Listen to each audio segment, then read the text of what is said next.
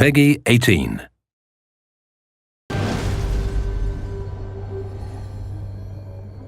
We just had to do Corvo again because we're so nostalgic about the character. First of all, we really wanted to see what Corvo felt like with a voice. Every year, I think the anniversary of Jessamine's death will be easier, but it never is. In Dishonored 2, it's 15 years after the Rat Plague, after the first game, and Corvo is wondering, how long can I protect my daughter? He's seen a lot, he's still facing these crazy threats to the throne and to the Empire. And so Corvo is like a man reflecting on the winter of his life. He's both the badass supernatural assassin we wanted him to be, and he's very thoughtful.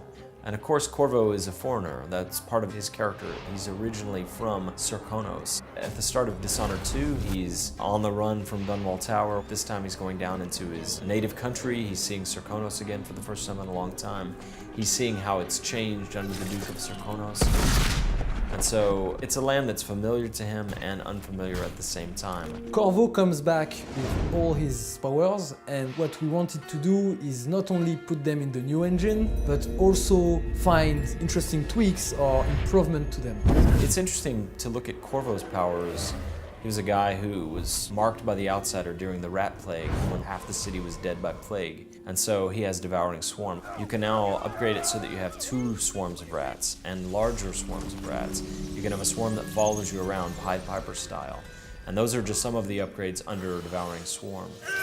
He's also a foreigner. He's from a different place, and he never quite fit in Dunwall. And so he has the power of possession, where he can literally embody someone else and walk around in their skin.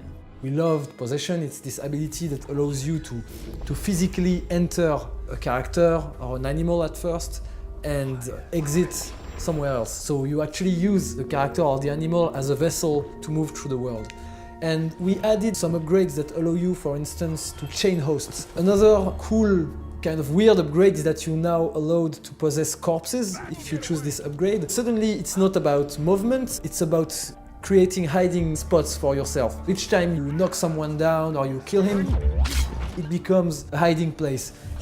One of Corvo's classic powers that fans absolutely love because it's so crazy over the top is bend time. Initially, he has the ability to slow time, and then he can upgrade it so he can stop time altogether. This time we also allow you to spool time forward a little bit.